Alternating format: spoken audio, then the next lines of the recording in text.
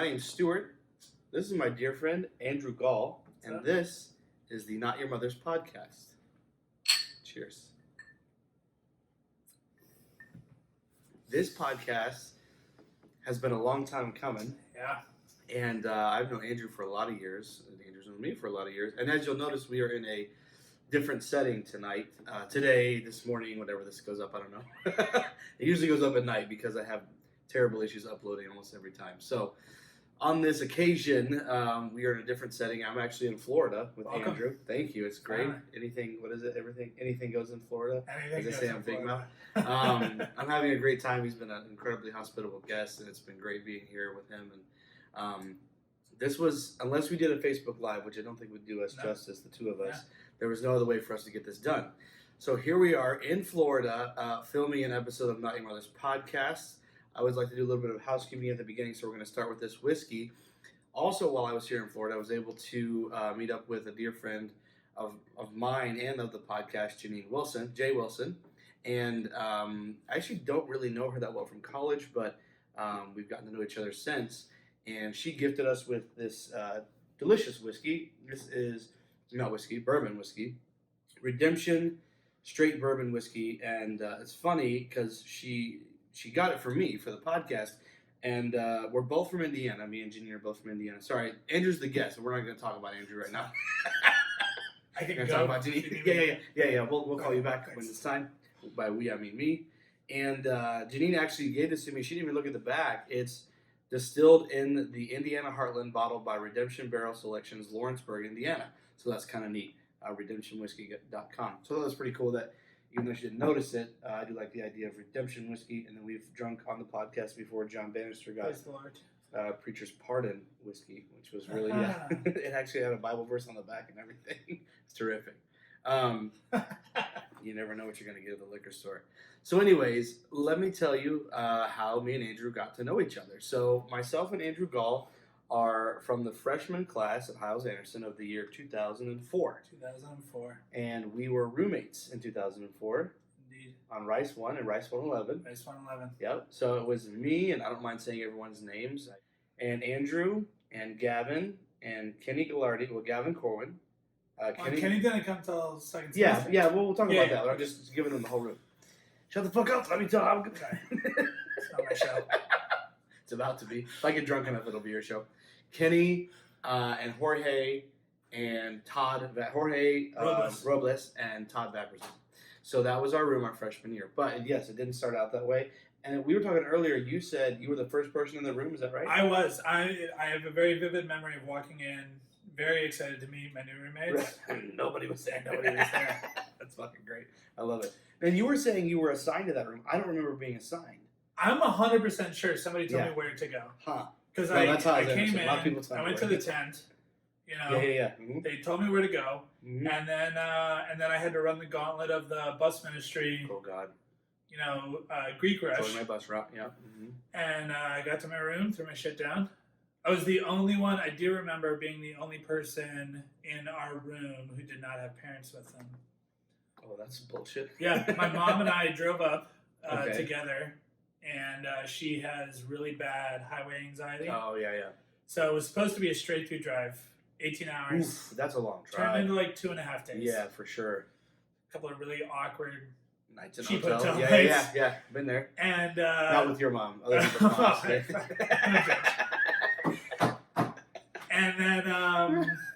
And then she pretty much dropped me on was it Burr Avenue? Burr. Yeah, on Burr, and that was it. I'm gonna kiss goodbye and see ya. Drag my shit down the driveway. Good times. Yeah, I really don't remember the room being assigned. I really thought that and we were talking about this earlier, I really thought that I found Gavin. I was like, hey, we're going to be roommates. Because I've known Gavin Corwin for a lot of years. Cheers, Gavin. Yeah. Cheers to Gavin for sure. Let's do that the right way.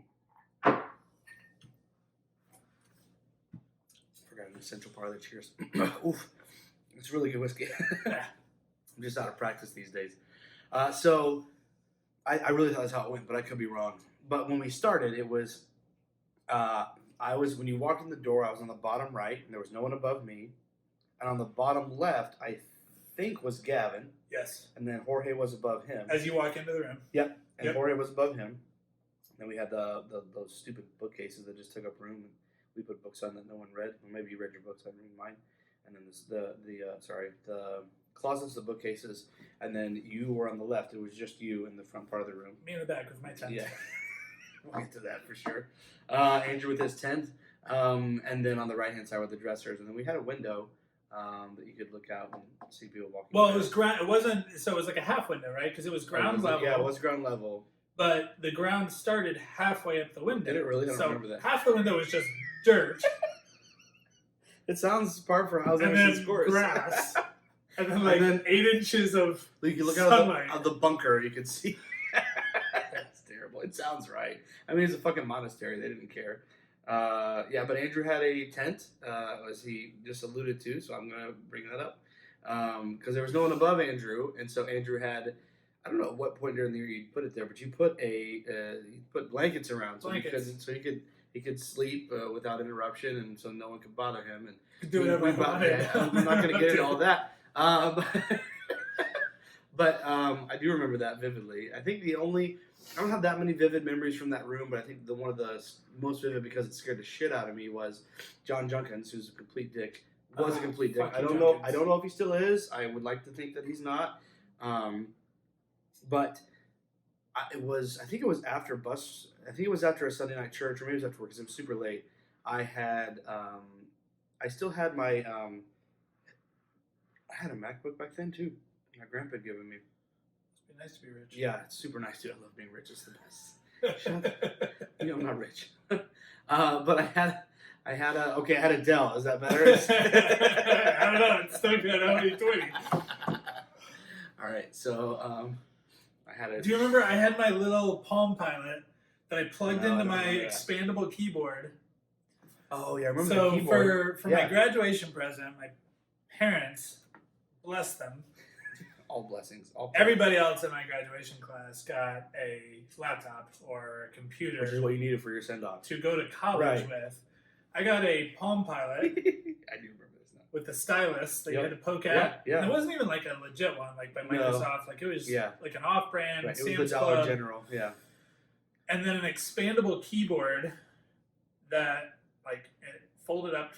And then he expanded it, which was kind of cool. But then, like, the Palm Pilot plugged into it, and I would type my shit, and then I would go down to John Sue's room, because he was the only motherfucker that had a cable that would connect to his thing, and then I would print my reports from that. That's terrible. That's fucked, dude. Do you remember when John Sue would do his subwoofer test? No. He broke, because their room was next to ours. All the California kids. Yes. And it was all of them and Chris Turner, I think. Yeah. And then I feel like Jeremy Swanner was in there too, but maybe not. They had a full room though. They did. We were the only room on Rice One that wasn't full. For the most part, until we were full. Yeah. In the beginning, no, it was packed. It was a big, big enrollment that year for sure. At least as far as I know. But John, was it? 2,500 freshman class. Yeah. And I don't even know what they have now. It's under That's probably the entire college. No, including staff. no, it's under like 1,000 enrollment for sure. I don't know exactly. Someone will correct me here and let me know, and I appreciate that. But yeah, John Sue would, because he had a huge sound system. Which what could you bump on it? Something from Faith Music Missions. It was garbage, but he had a huge sound system, and he had a computer that he'd built himself. The guy's a genius, and every once in a while there's a subwoofer, however you say it. There's a subwoofer test, and when you run it, it just sounds like a fucking plane is landing. And he would, do you remember that? Yeah, the plane got you. No, he would do that test, and oh my god, everyone in the dorms would be like, no one would say fuck, like, what are you doing? Like, everyone would be so pissed. And it was a room right next to ours. And no offense to John, but he would never do it at like, you know, it wasn't like in the middle of the day. It was 11 o'clock at night. After lights out. Fucking freight train going through the dorms. I have two very specific memories about that. Was it Rice 110, right? I think it was 109. It was 109. Yeah, it was odd numbers. So the first was we were all in the dorms one night. I forget why, but something had happened that everybody was home. Mm-hmm. And so we were doing all these random games in the hallway. We were chucking, like, somebody had a racquetball. We were like, throwing it as hard as we could back and down the hallway, like dodgeball with a racquetball. Always a good time. And at some point, John, who was an amazing athlete, Oh yeah, absolutely. He was good John at just knew everything he did. Fuck you, John Sue. But I love you. Just kidding. And I No, miss you. no, it's a joke. It's a joke. Great looking kids. Yes. Beautiful family. Absolutely. You sound like Larry Smith now. Bless you. Praying for you. Praying for you. I love you. Love you. Fuck you. Love you. What? So he was going to do this thing where he was going to do this Spider-Man run. On the wall. On the wall. So he takes a running start. Yeah. He jumps up onto the one wall and takes like 4 steps, and then he tries to launch over to the other wall, and both of his legs go straight through the drywall. And there's like 30 guys out on the hallway at this point. Everybody goes dead quiet. John's laying on his back with his legs in the wall. Yeah. So then, nobody had to say a word. Just everybody scattered. Somebody pulled John out of the wall, and all of a sudden, there's like 6 vacuum cleaners on the floor. Like every vacuum cleaner in Rice was on the floor, vacuumed it all up, wiped out the wall, picked up all the trash, and then everybody went to bed. Yeah. So like Junkins gets home from work at like 12:30 at night, and you can hear him coming down the hallway, banging on everybody's door. Because it was his ass. It was in the middle of the hallway. What is this hole? And to everybody's credit, cheers to everybody. No on Rice One, nobody gave it up. Props. Nobody gave it up. That's awesome. I have a similar memory. I do remember that, and I think the reason he came off the right wall, most likely, I think that wall was brick or cement, so that's why. Because he was fine on that one and went straight the fuck through. Both legs. My memory is similar. It must have been a different night because it's a memory of one of the overhead lights shattering. We were doing some fucking around with the ball in the hallway. It always was something like that, and it shattered. When it shattered, like I don't know if I was right beneath it, but I was right in the middle of it. It shattered, went all around me. I'm sure I had particles on me. Fucking the only guy with anything on his feet in the moment, I had flip flops or something on. Excuse me, was a good friend of this day, Chris Barton, and Chris goes, "Wait, I'll save you, Stu!" And he like runs over and like fireman carries me over his shoulder. Super dramatic, but I was like, "Fuck, I'll wait." Like, I'm not trying to get my foot all sliced up. And I'm sure it was the same thing. Like the vacuums came out and went away. Also, were you there when Ray Young got hit in the face with a racquetball? No. Tell me more. Bless. So Who did it? I don't remember. But I think this must have been second semester because it was after I had transferred. So I was Division 1 my first semester. Hard ass, 15-hour Saturdays, 13-hour Sundays. Yeah. Semester 2, I switched to Andrew Ogle. So you were a rep? It was the guy with the glasses. It was definitely Andrew an A. Ogle. I was with Matt Benowitz.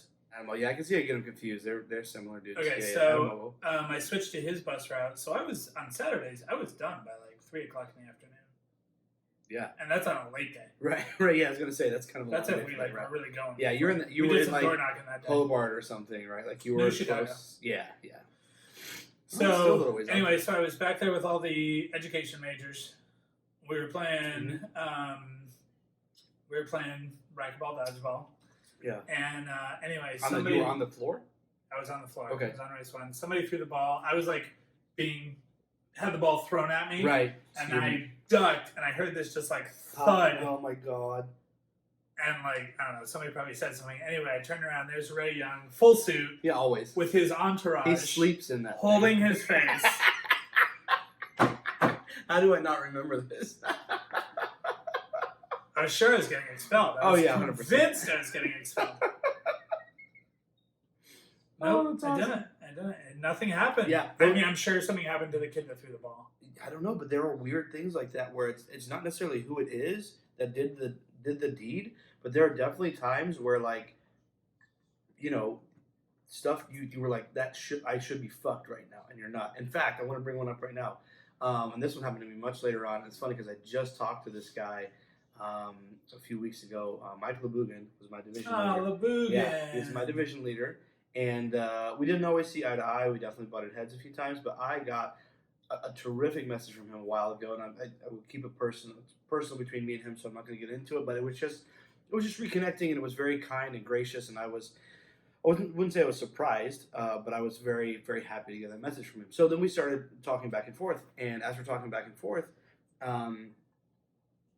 I say, you know, we're talking, and actually it's funny because John Warden was there with me, and John was on his route for a long time. Okay. And so me and John were kind Makes of sense, yeah. both talking to him. And he would have been Division 9. Nine. No. Ooh, I fucked up. Don't hurt me, Mike. 14.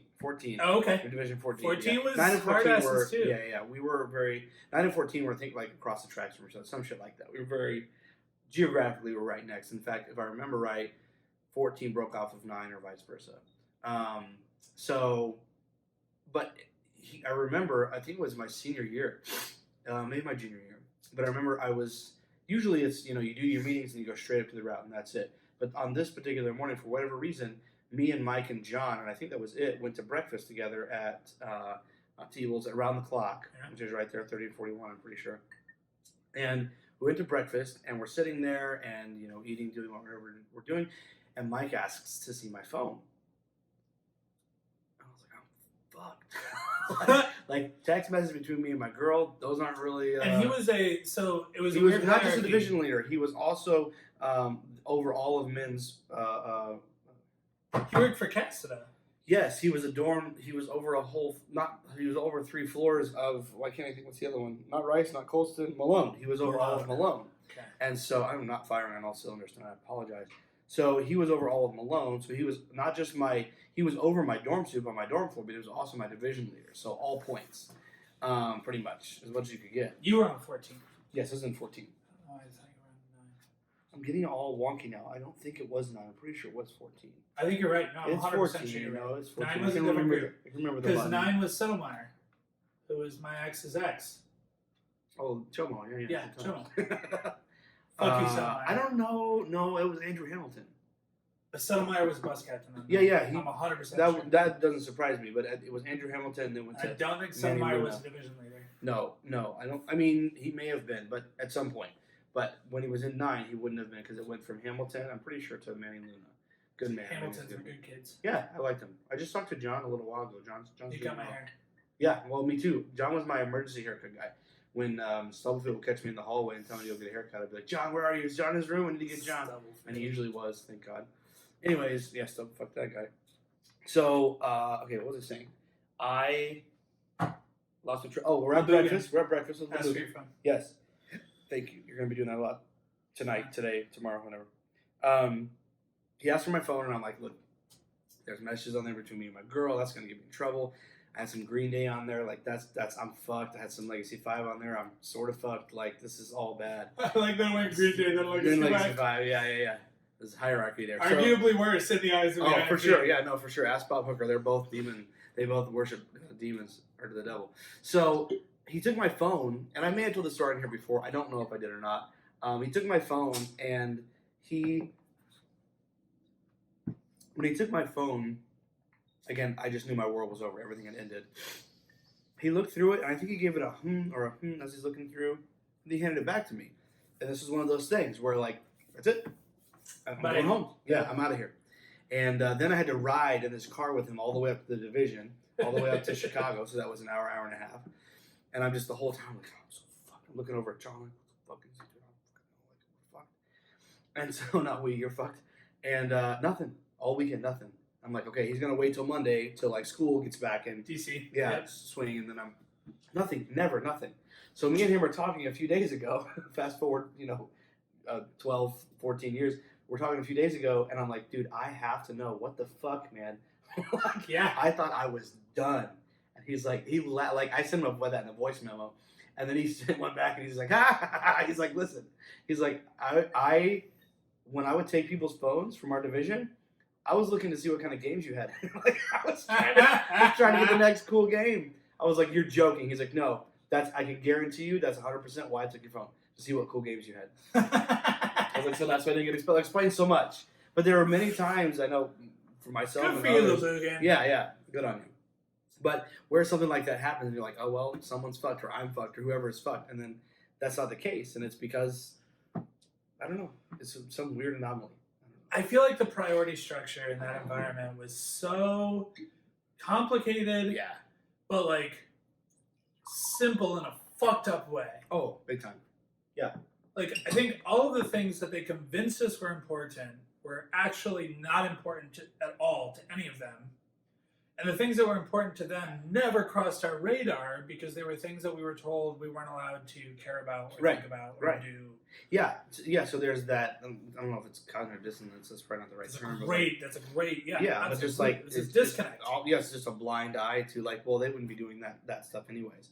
I know I had that mentality when someone would get kicked out, like someone I knew, say for instance from Michigan, I don't know, got kicked out for having sex on the grounds in their car. I was just like, what? Like, this is, I can't believe this. Who like, would ever? Right, exactly. And then you become a senior and you realize it happens like, all the time. All of us do this shit. I was doing this shit. By the way, I never became a senior. You still did the shit, Andrew. Some of it. This guy, a little angel over here. But yeah, so let's go back to our room. I don't want to leave anything off. Rice 111 because you're bringing some shit up. Full stop. The best, period. I wish I had, period, ever. Period. Agreed. Malone 212, I was there for 2 years. Mike LeBugan made sure of that, and I'll never forgive him for that. I need to talk to him about that. But you're supposed to, once you're on Malone for 1 year, then you get to go to Colston. And my credits didn't quite squeak me into Colston, but most guys, they went anyways. Not this guy. Actually, no. I was on Malone for 3 years. Oh, wow. I was in the same room for 2 years as a special fuck you, for sure. And then after that, they moved me down to Malone 1. My senior year, dude, that was a fun year. Not the best room. I still agree with you on that. But my senior year was me and... you don't have to. Again, this was my only room at Hyles. No, I want to talk about this guy. It was Rice 111. No, we're coming back to Rice 111. I just want to say this quickly. My senior year was me and Cameron Corman, Gavin's little brother. Okay. Yeah, and Cameron was great. I don't know why I didn't know Gavin had a little brother. Yeah, you didn't? Literally just learning this fucking information twins, right now. dude. They look exactly. I'll show you him on Facebook after this. He looks exactly like same lanky ass motherfuckers, blue eyes, all kinds of ripped and shit. Yeah, that's Cameron.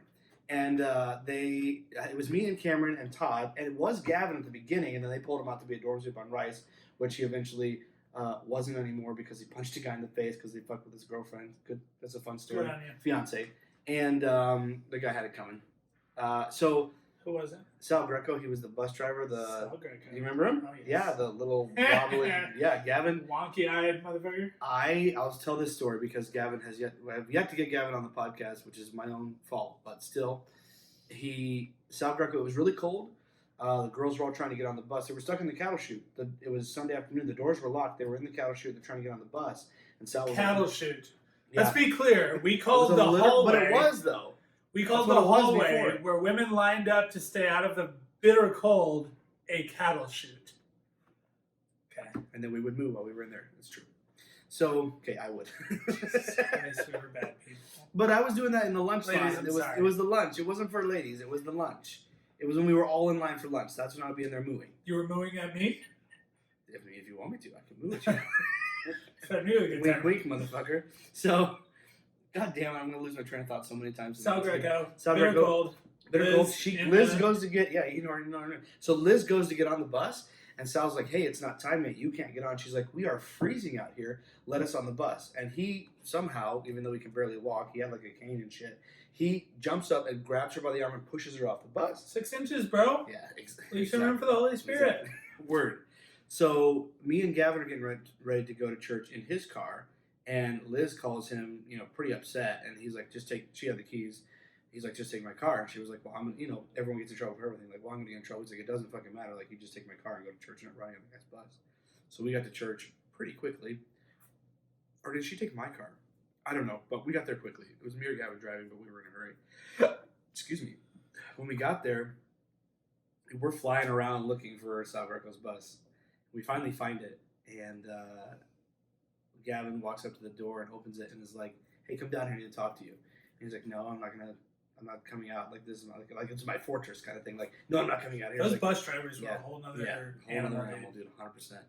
He's like, come out here. I'm going to come down here and we're talk. He's like, no, I'm not leaving. So Gavin runs up on the bus, like tussles with him a little bit in his seat, and then backs off, and then starts chewing him out. I don't remember everything, but like, how dare you touch my fiance? I was like, I didn't touch you. And Gavin's just pissed. And finally he goes, I'm not afraid of you. I'm not afraid of you. Gavin's like, you're not afraid of me? Huh? What? I'm terrified of Gavin. Yeah, me too. For all the right reasons. Healthy fear. Yeah, healthy fear. So it keeps me alive. We love Gavin. Just like I'm terrified of bears and wolves, sharks in the ocean. Gavin Corbin. Yeah. It's all in the same category, really, if you look up the food chain. So Gavin just punched him so hard, and it was a bad punch. It was a if I remember right, Gavin can correct me, it was a solid right hook, but the form was really bad, and Gavin actually ended up breaking his hand. It was just rage punch. And then Gavin continued like yelling at him after he punched him in the face. But like as Sal's like looking up at him, like the goosebumps, the fucking goose egg just started. Because he hit him in the fucking dude, forehead. yeah, That's why dude, he broke his fucked hand. him up. Yeah, exactly, bone on bone. And so that was a good time. I don't know where that all came from. But my senior room was supposed to be Gavin. He got taken. Oh, and that's why he lost being dorm. Yep. And Hooker was like, dude, I don't want to do this to you, but I have to. But he let him stay on Rice 1.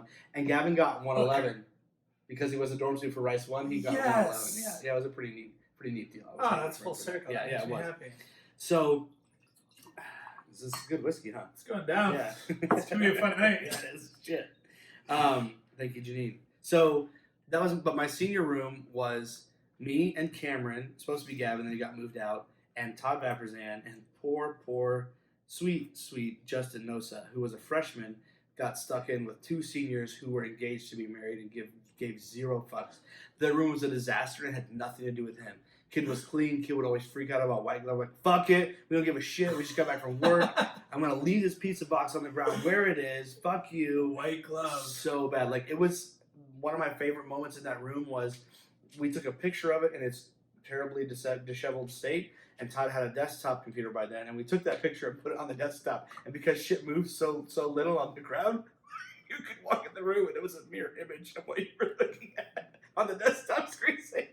It's like, fuck you, we don't give a shit. Okay, I have a question because I only lasted a year. Yes. I remember the first 3 weeks of freshman year. Yeah. It was like this boot camp. Yeah. I don't remember it being that long. I don't disagree. Maybe it was 2 weeks. I disagree with you. I just don't remember. I have a very clear memory of I had a routine where we would wake up at 4:30 in the goddamn morning. We'd walk out to the fucking bleachers. Ridiculous. We'd get yelled at about shoe polish or... Well, it was Cassidy thought it was his little Air Force regime again. But he had another guy too, some bald motherfucker. Doug Ruck? Doug Ruck. Doug wasn't bald, but he had he really wanted to not be bald, but he was. You know what I mean? Do we like Doug? Nah. Fuck Doug.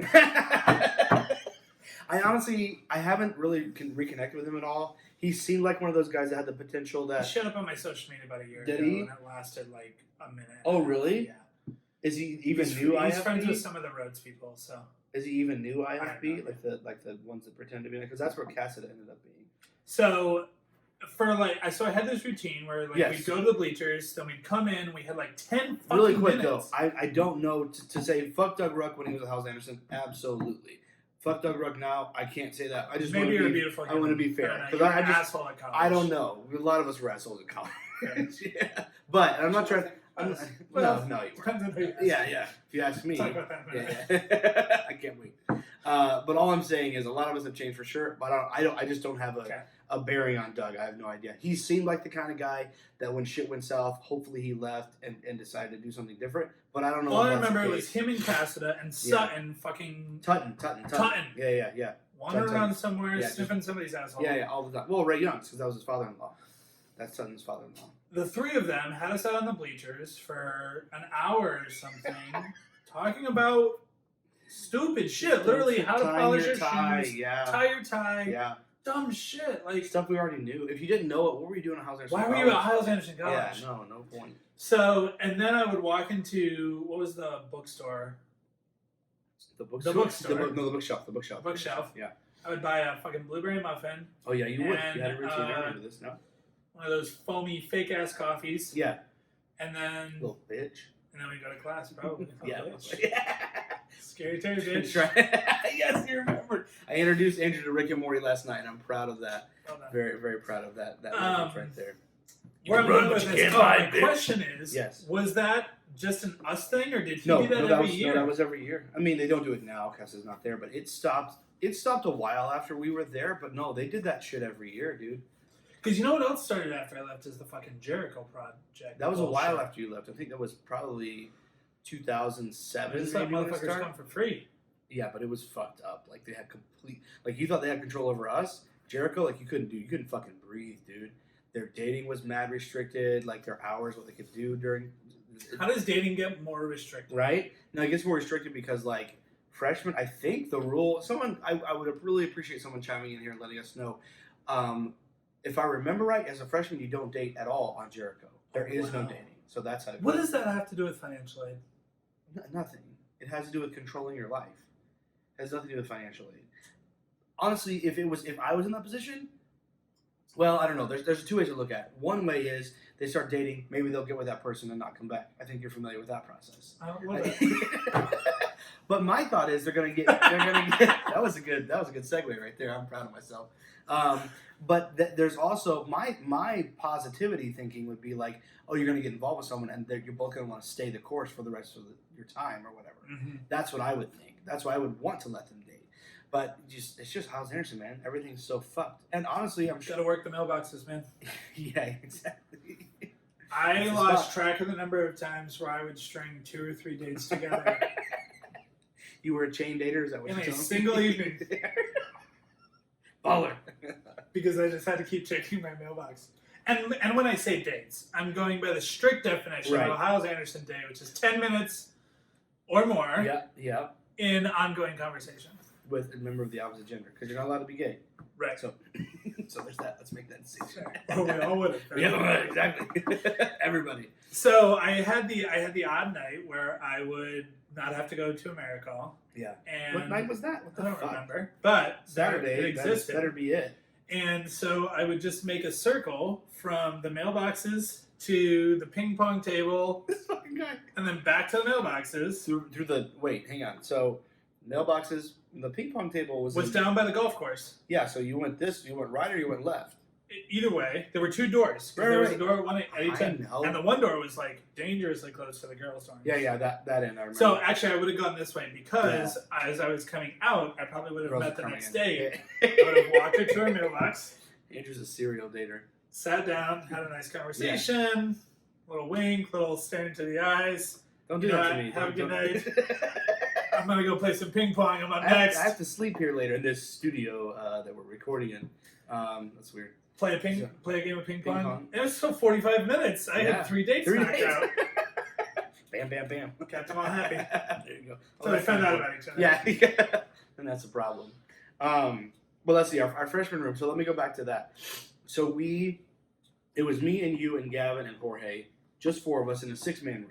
For the entire first semester. And guess what? We did. Oh, I didn't finish my story about Junkins.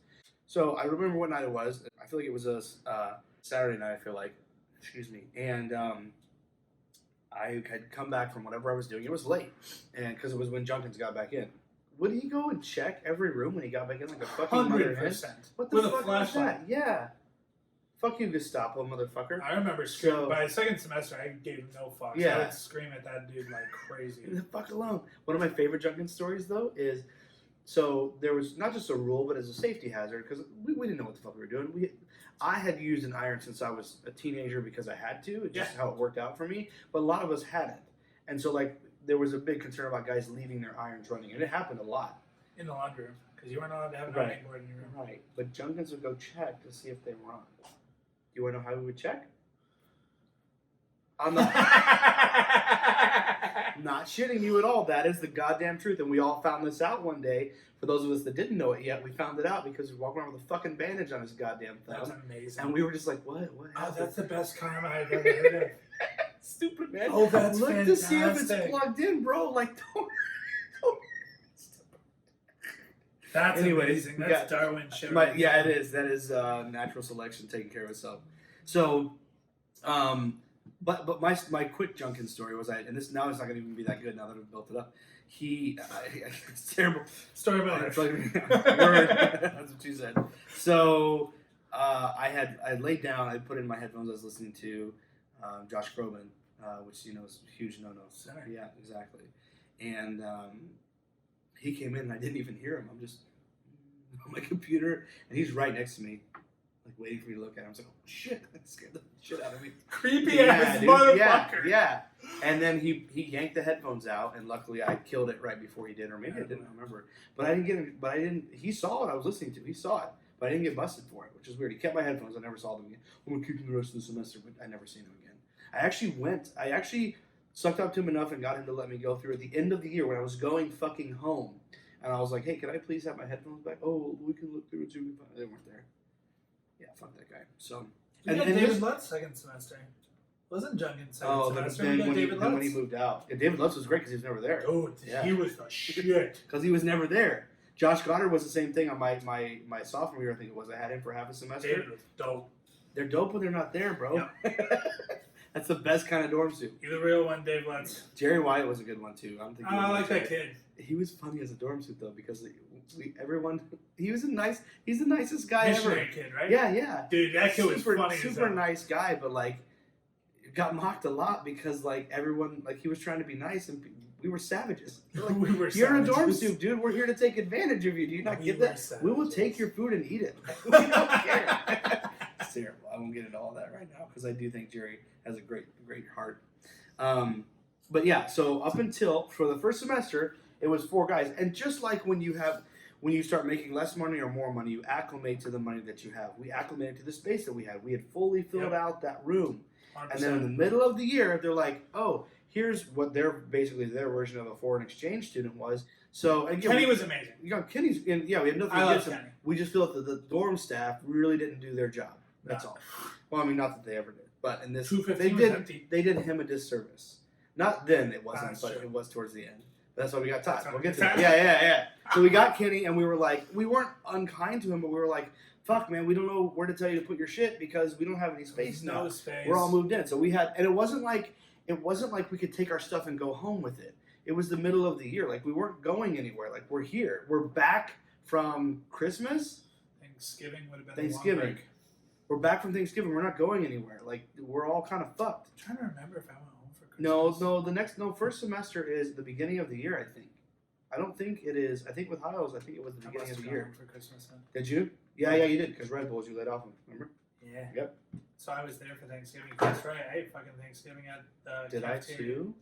I don't remember what I did for We had like 2 days for Thanksgiving. You got Thursday and Friday and the weekend for Thanksgiving. I feel like me and Adam Barlock. I feel like Adam Barlock took me home. You did. Yep. You went home. Are you sure that's yeah, when it was? because I was in the room. Because that's when I was trying to talk to Mark's wife, Lacey. I don't know if I took her to the Super Bowl. Lacey. She's awesome. I can't remember her last name now. It's terrible. Clementine. Well, yeah, that now it is. It's full. Yes, of course it's her last name now. Fuck you, man. Manus. Yeah. Lacey's great. Have some more whiskey. And then to top it all off, we had a month left, I think. A month. A month of school. That was it. We were done. And they had decided that because there was a demonic presence in Rice 215. Literally the reason they gave. Yeah.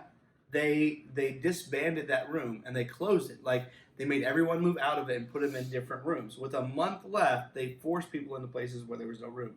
And poor Todd Vaperzan got forced into our room.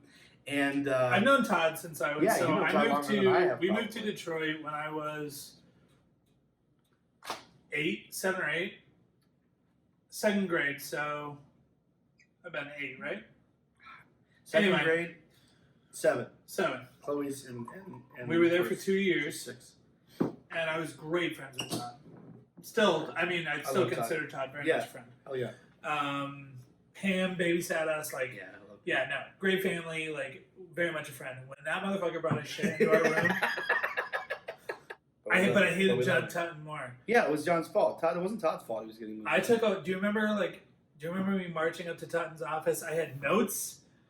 I had a whole case put together, but this was after I had worn the track jacket to class. Oh yeah, so you were done. I had the look. Yeah. Fuck it. So you went. How did that go? Did you get stuck with the secretary? Did you even get to talk to him? No, he saw me. And did he have a secretary? I mean, at some point he did. I don't know if he did that. I don't think he did that. Liz was a secretary at one point. But he saw me and then kicked my ass out. Really? Yeah, told me to suck it up. Do it for Jesus. Fuck that guy. So, anyways, that was. Excuse me. I love you, Todd. Yes, no, we love Todd unequivocally. But that was the story of our freshman year when we were not prepared for that shit at all. But that was our room. That was all 6 of us by the end, and I was the last one to leave too. You guys all left before I got out. Huh? I don't remember why. I think I worked an extra shift or something, but Probably. I was the last one, and I left my car sitting right in front of Founders park, whatever that main Yeah, right entrance, up in the front. for like 4 hours Oh, while I that's a loaded big that no-no. bitch. Oh yeah, no, Yeah. the site. Did they come around and say anything? I mean, no, you didn't Security give any was fucks. following me through the building, Seriously? screaming at me to move my car. I think I had headphones in. I was ignoring the hell out of them because it was done. We were done. I was like, you can't touch me, bro. That was a really weird phase every year, and even especially graduating, where you're done, but these people are like, no, I'm still gonna fuck with you. In fact, the night of graduation, not to rub in my fake degree or anything, the night of graduation, I wore, because we had the Ernie Hawkins signature sound tie fad where you just had the giant knot, and people didn't like that. Once they caught on to one, before they were like, haha, you guys are clowns, and like, oh, it's for a Southern Gospel group, how dare you. So the night of, we all had our black gowns on, and my tie was actually given to me by Ryan Seaton of Ernie Hawkins signature sound. So for me, it was a very proud moment to wear this tie to graduate, and I puffed it the fuck up. It was enormous, but you couldn't hardly, you had to look to tell because it was the same color as my fucking gown. And Hector Garcia, who I've gone back and forth with many times, never liked me, but he saw it, and he was just like, how dare you? And I was just like, I'm also not wearing any underwear, bro. So if you know, there's a few of us that didn't. Your boy Steven Trine didn't either. So now that's outed. I don't think I've ever said that on here. For you. But I mean, it's just like, dude, I'm graduating. I did all the things, man. I did everything. I did a lot of it how you told me I had to do it, and you're still gonna pick at me on the night of my, final. Bye, I'm done. Yeah, fuck you. So, anyways, there's that. So I'm not bitter or anything. And then Hector called me a year later and was like, "Hey, Mr. Hardy, how are you? Good? Like, what the fuck?" Mr. Hardy. Yeah. But I don't. No. But he thought I was coming. He had his call list wrong. He thought I was coming back to school. You just noticed you hadn't registered for any classes for the fall. Fuck you, man. I'm done. Right. I was like, yeah, because I'm not coming back. Fucked with him, bro. I should have been like, did I get Christian manhood yet? Let me get that. Fuck that shit. Let me take 2 semesters of church ed again, and maybe fail out again. So, college was interesting. I want to talk about that as much as we can, but I don't want to overdo it. But you left and you didn't come back. Did not come back. I mean, a lot of our freshmen didn't come back. So, do we want to move on from college? Yeah, let's do that. And it's gonna filter back. Yeah, so I did not come unless back. there's something else you want to say about it. I just have stories that I enjoy telling about myself. Yeah, no, tell me. The yellow sweater I wore for 2 weeks straight. Tell me about that. Do you remember that? I remember it. Because it was your dare. I have a number one. Oh, I don't remember that. Oh, it was your dare. Okay, so I have a picture of you in it, and there's a picture of you in it in the yearbook that you signed over your face. So I got yelled at in... Okay, is that Old the Testament look? survey. Is that the look one, or is that the different one? Okay, just because I just got yellow? yelled at. Yeah, for it. Thanks, Tess. Or was it Quozo? I wasn't the teacher. It was just like somebody. I think one of my favorite things in that auditorium, and I think it was Old Testament survey, was Keith Kilby and Matt Guzzi, because Matt did it to me too. Matt, I would sit, R.I.P. Matt, love you, Matt. So Matt would sit GU and HA, so Matt and me were always together in classes. And let me top you off there, brother. And I have to refill this here, it's getting plastered. So Matt was always near me, and he would, when in Philippines class, he would sit across from me. And I remember one day he brought a goddamn squirt gun to class and just, so I looked like I fucking pissed myself. Did it right at the end of class, and I'm walking out with my book bag. That's great. And Keith killed, but he was sitting, but so he was sitting several rows ahead of Keith, like 3 rows up from Keith Kilby. And Matt Leno didn't wait for, I think it was Fundamental Man, but that's in the auditorium. It's an auditorium class, but they're a White House. I got that. No, you didn't. He was sitting like 3 rows ahead of him, and every so often he would look to see Daryl wasn't looking and shoot Keith. And I respected Keith for this because Keith was able to rise above the whole like, oh no, you're going to get in trouble. He was just like, no, fuck this guy. I'm putting an end to this. Matt did that 2 or 3 times. He was like, I'm over it. Keith stood up, walked across, not the top of the pews, like the backs, grabbed it from Guzzi, turned around, was almost back, and then just was sitting down when Daryl's caught him. Like, what are you doing? And instead of, I'm sorry, or I'll see myself out, or whatever, Keith was outraged. I've been scored 3 times now, and I'm not doing this anymore. And I don't think White House had anything to say to him after that, because he was just so fucking pissed that he got scored. I've been scored 3 times now. I'm sure I didn't get your accent just right, Keith, but I tried. Like someone I saw in a movie. I loved it. Okay. Yeah. That's not a movie. That's a .com. or .xxx. So the sweater dare, what is that? I don't know, but I got yelled at for it, and you were like, I dare you to wear it for as long as you can, Seriously? or something like that. Wear it for the rest of the year, something like that. And I was like, okay, Fuck it. I'll do it. Because my dumbass was the most awkward. Let's be clear. Let's be clear. Ladies, I went on first dates with very many of you. I missed your glasses from that era. I went on second dates with almost none of you because I was the most awkward piece of shit I love it. that anybody at that school Truth had ever comes met. out. And so it was just like a thing to do. I think Yeah. there was probably somebody standing nearby that I was trying to impress. I thought I would. For sure. I wore that shit for 2 weeks. It's so great. It smelled like shit. And that's probably without washing it? Yeah, bro. Oh, yeah, bro. So you wore it, is what you're telling me. That's why I ended up with a picture of you, because you were wearing it all the time. I think I even wore it under a jacket a couple of times. In Chicago, it probably would have just worked out. Oh my God, that's fucking amazing. The picture that we have is from missions conference. It's in the yearbook, and it's me About missions conference. and you and Tim is. Q and I think Gavin. Maybe one or two. Maybe Nelson popped in there too. Yeah. But I forgot about that, dude. I don't remember. We were so weird. It's great, man. It was fucking great. Oh God. So yeah, so I left. So I didn't come back. Memories. Precious memories. I wanted you to do that. Brother Lester roll. Some call him pastor. Some call him brother. Oh my God. Some knew him as dad. Wow. That was my case. As we mock the dead. This is great. Jack Patterson's dead. I don't know, probably. Why not? I don't fucking know, dude. I tried to Google him today when you sent me that, and a bunch of there's some singer, actual Is Jack singer. Patterson dead? I don't know, guys. Someone out there knows. Tell us if Jack Patterson's dead, because I honestly don't know. Wow. Yeah. Okay. Okay. So you left. And you didn't come back left. because you are a I was backslider. dating a senior. Yeah. Yeah. Do we wanna? No. Okay. It's wise not to. I was dating a senior. She graduated. Yep. That year. Mm-hmm. I was at graduation because I was behind the camera. I worked for Yearbook. Brian Berkowitz Yep. in Yearbook. Berkey Burks. And That's made a not bunch California. of great friends in Yearbook, Yeah. by the way. All your Hannah California- Goddard, Josh all Goddard, California people, probably. Tina Fink, Okay, not California. Caleb. Caleb. Who Caleb else? was next Lacey door, though. Manus. That's how I knew Lacey Yeah. Manus was Yearbook. Glad I could remind you of her last name, her actual last yeah. name. So. He's flushed. It's a great career. Yeah. Yearbook Yeah. career. It's a good gig. Let's see, Lockhart? Was there a Lockhart in there? Lori Lockhart. Yeah. Lori. We're friends on Facebook. Yeah. Love Lori. Was she in there? Or I thought. I think she might have been friends. No, she was No. down the hall. No. I'm thinking there was one other girl. Tiffany's who you're thinking about, and she was Tiffany. not. Oh, she wasn't? Okay. All right, never mind. All right. So you left. You were dating a senior, and you came. Story, but never mind. You got stories about a lot of people. I did. Well, tell as many as you want. I don't care. So I was at graduation for yearbook. Yeah. Oh, we should talk about yearbook and pastor Yeah, school. yeah. Remind me Do of it. that. Do it now. Fuck it.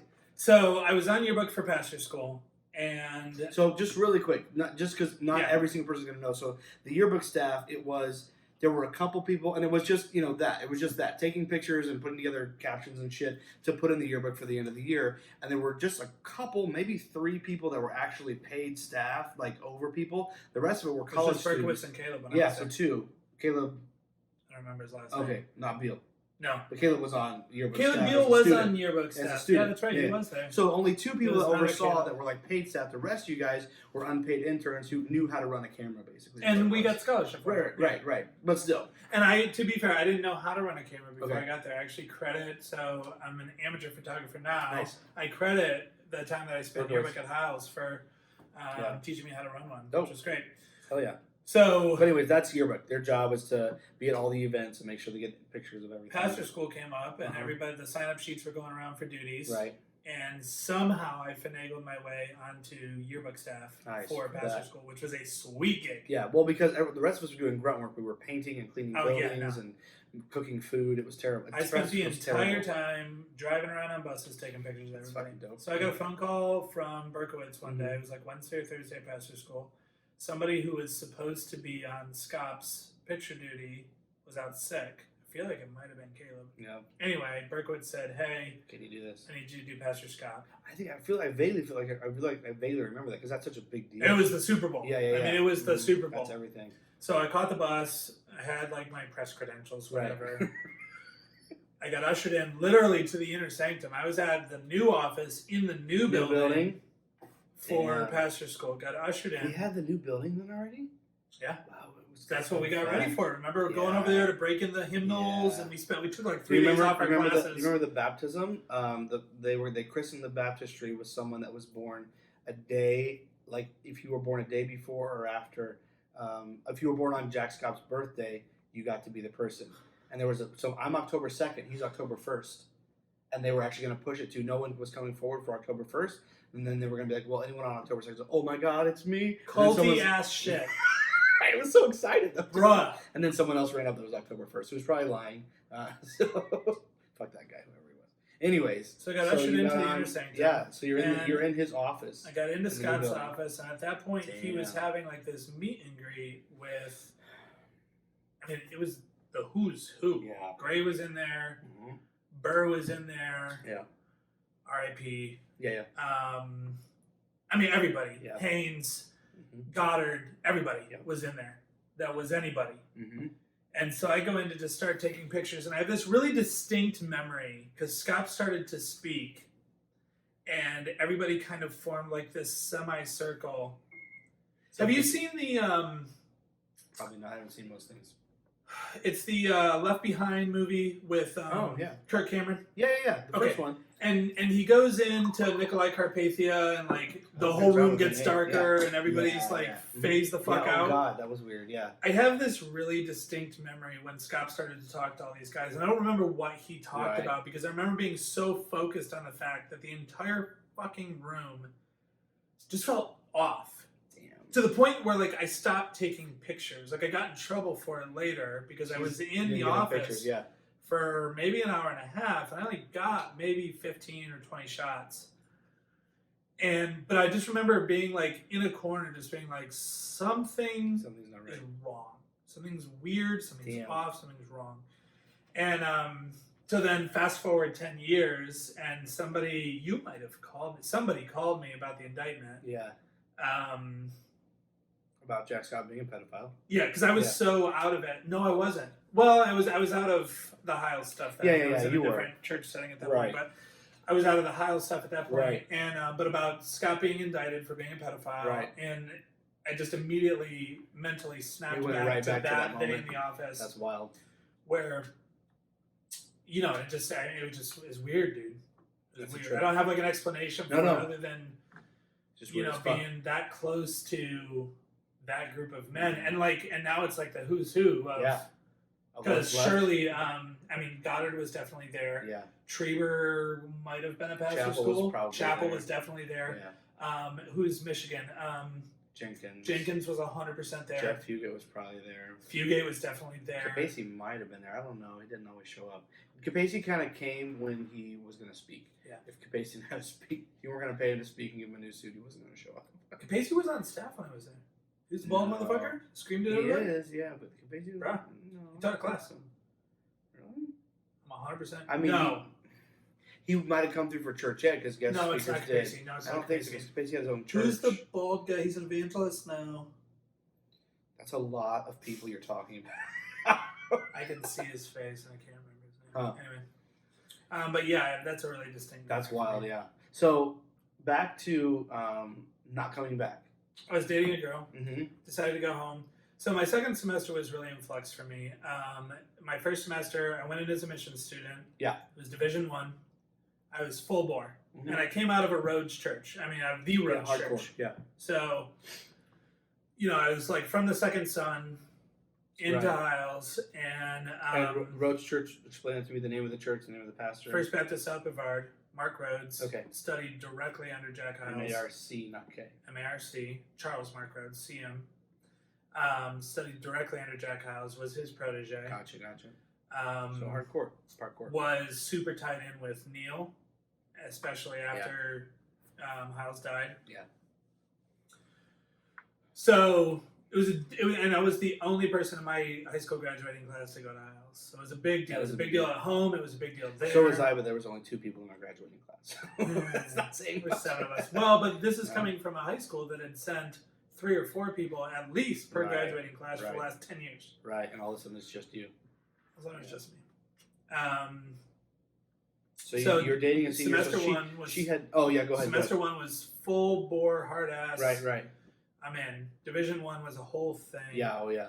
Speaking of bus conference, we weren't, but I'm going No, speak to. of it. Do you remember? I'm sure you were there. We I was. had it would have been winter bus conference. Okay. And we had a competition. Each of the divisions had to do like a song skit. I do vaguely remember it, but not well enough to. Like, And so put the visuals judges with it. were Belinda, Oh god, yeah, she's a great judge. the motherfucker with the ears, Years. Oh yeah, we talked about that. Did we figure out who that haircut was? guy, Oh, Ted Spear. Ted Spear, He's an elf, dude. and I think it was Rick Rick Sparks, It would make because sense. I remember I was pissed off because I was like, he's a division He leader. is division. He ended up becoming my division leader. Yeah. What division was he? Not one, because Francis No. is one. Well, that's Was what it I like moved to. 3. Adamogo was under Yeah, but Spear what division? or was that? Sparks. I don't know. 8. Maybe. I don't know. Division 8 was like the original hardcore division, and then the title moved around to different areas. It wasn't. I love Rick Sparks. No, Rick's great. Rick's straight up. So Rick knows about this podcast. People have Hey, told me. Rick. You're a good man. If he sees this, I don't know. So one of our bus captains Yeah. had the bright idea She had a to competition. do a parody of a Green Day song. Oh God, that's really bad. And I don't even remember what the words were about. Yeah. But so I had just started It dating had to be Boulevard. she who will not be named. Yeah. And whatever, we were whatever. So, Yeah. But then so I was doing this thing and she was on Division 2. Mm-hmm. Which maybe that's where Settlemeyer was, because I remember it pissed me Okay. off because she used to date Settlemeyer. Oh And it pissed me off that she was still in Still his in division or on yeah, his route or that's something. kind It of was weird. bullshit. So I like that we're both still kind of upset about that. That's great. So far in the past and means nothing, but okay. So my only role in this was to dance. Yeah. And which I knew nothing about. You hammed it up though, I'm sure. Well, I just used all of my MTV moves right in front of Ted Spears. So I was juking and jiving and Yeah. thrusting and twerking and God, dude. anything I could think of. Oh, that's terrific. So the next day or whatever, because I think I went with her to the bus rally. Yeah. Anyway, Yeah, you would have. she refused to talk to me for like 2 days. So then I finally got to talk to me. I was like, "What's wrong with you?" Yeah. She's like, "How dare you Yeah. disgrace the platform, Hyles-Anderson Chapel?" Oh God. Oh, that was in Dance chapel. moves. That wasn't in the, No, it was in the gym. chapel. Oh fuck. Yeah, you fucked up. That was the That's thing. great. I remember kneeling. Guys, we were so fucked up. Yeah. I remember kneeling in the crashed airplane in the garden Yeah. thing and praying for God's forgiveness so I could get my girlfriend back. Isn't that Lester Roloff's plane? Yeah. Motherfucker died in there. A lot of people have got hand jobs in there. Yeah. Oh my Not there. Youth No. conference. Chair storage.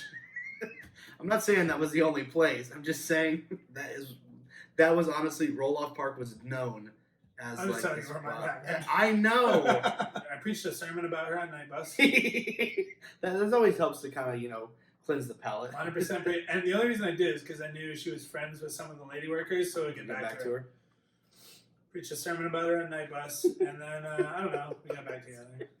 So we dated the rest of the second. Doesn't sound semester. toxic at all. It sounds like a great relationship. It was great. I love it. I had my hope things So, out of me at that point, yeah, so for sure. I was ready to be serious. So first on semester was full board, and the second semester you were over it. that. I wasn't over it, but I was Okay. feeling like a change coming. So at that point, Yeah. I was having serious thoughts about switching to education, which was like a problem. Yeah, it's a big switch. So like I talked to my parents about it over Christmas break.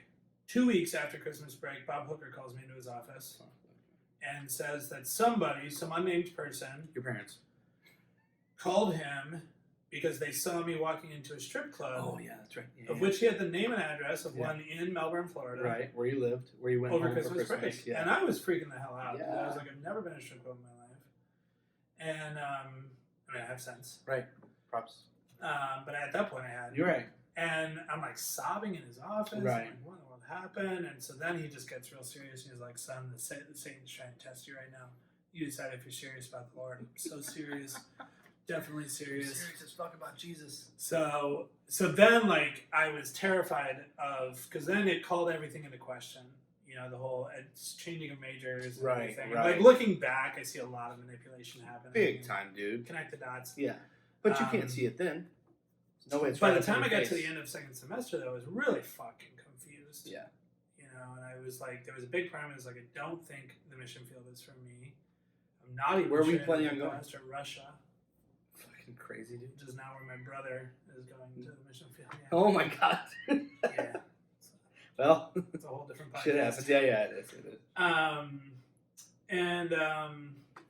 I was very turned off on the mission field, and I was really unsure even about the pastorate, and thought that I would do well with education. Yeah. I like talking to people. I'm good at speaking to people, but I also have a heart for kids. And, Right. So anyway, so that's what I left Hyles thinking about. So then my girlfriend had graduated college. So then, like, we spent the summer talking about, like, well, what's that She gonna was a look senior, like? so she doesn't have any incentive to go back. She's from New York. Right. And, she's got a whole thing up there. She's got teaching jobs offered to her. Mm-hmm. So then I'm thinking, like, well, what's that going to look like? Right. I want to go back without her. Right. And honestly, I didn't want to go back. It's At just all. the conversation you have with yourself Yeah. and the justification. So then I decided, well, I'm not going to go back. I need to take a year and figure out what I want to do. She immediately decided she was going to move to Florida. Okay. And theoretically get a job at the Christian school at Brevard there, which never happened. So she moved down. Yeah. Relationship was super toxic. It was really ugly. Broke up like 6 months later, maybe. Because of all your dance moves, that's a real problem here. Definitely. That was the culprit. 100%. She couldn't handle them. Yeah, I can't either. Yeah. Actually, I'd be meaning to talk to you about Nobody's been able that. To this See day. a ring on this thing? By the way, what's up, buddies? No. That is not what this forum is for, this fucking guy. But I keep do it remember. later. No, that's staying in. That's great.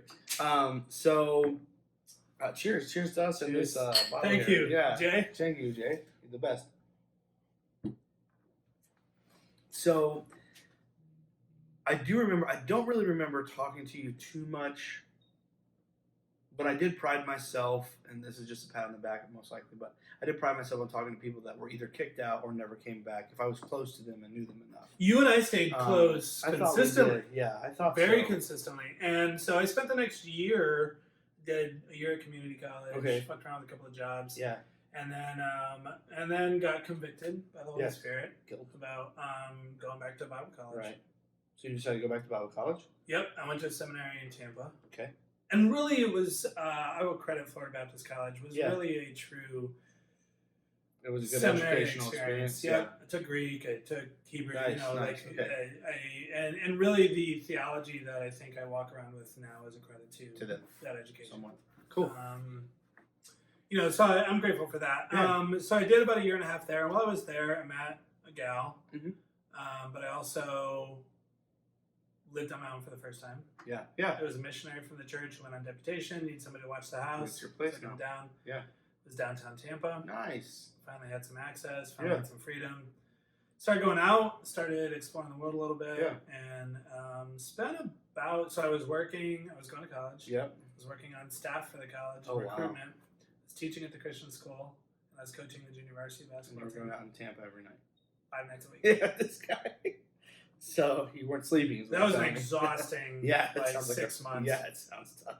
Finally came to a head, and Yeah. I called my parents. I was like, I'm coming home. Yeah. Broke up with my girlfriend, who 4 months later became my wife. Okay. It's crazy story. how that works. Fun story. Yeah. So that was when I left the seminary experience. Yeah. That was it. I was done with Bible college. I was Mhm. done with all of that, and that really was a big kind of chapter change for me in my faith journey and really my personal journey. Right.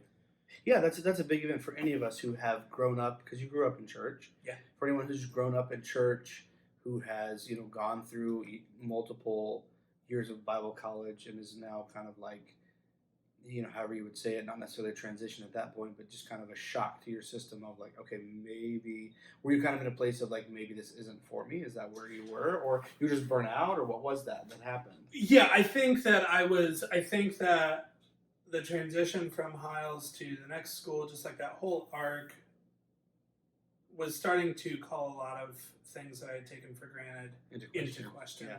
I was older. Yep. I was in my early 20s. I was starting to think about things independently. I was starting to consume media independently. I have to say this really quick because I just thought of it and I will forget about it. I lost that computer. I don't know what happened to it. I think I broke it one day on accident. No, my brother broke it actually, I think. But we had a picture. It was one morning. Remember, we would get up mad early on Sunday to get out there to Chicago. We get crazy early. And it was one Sunday morning, and me and you and Gavin, because we hung a lot, even though we were roommates. Well, we hung often, I should say, maybe not a lot, but people, they recognized the three of us together as a trio, and not for singing, obviously. You can sing, I can sing a little, and Gavin can't sing. But you can or you can't? I can now, but yeah. But then do you want to talk about my tour tryout?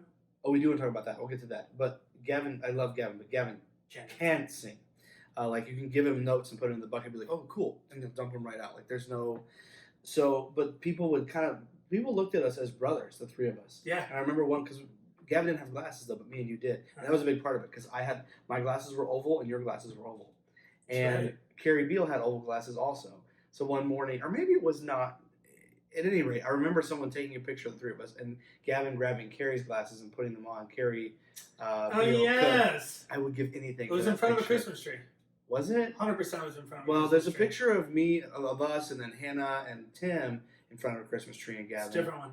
Okay, I don't remember it being 100% in front of was in front of a Christmas tree. Because it was in Founders.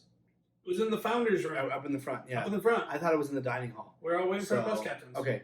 Anyways, wherever it was, I do definitely remember that picture being taken, and I would pay $100 for that picture right now if I get my hands on it. Yes. 1,000? Okay. 1,000%. All right, so you got $1,100, whoever you are. But I don't know. That was just a fun memory that I had of the three of us, and that when that picture was developed, I was like, oh shit, yeah, like that. We had a little gang.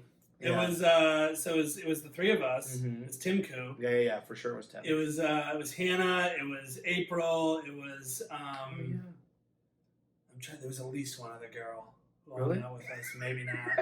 Maybe it was just those two poor girls. Bannister used to hang around second semester. I know Robbie Nelson was too.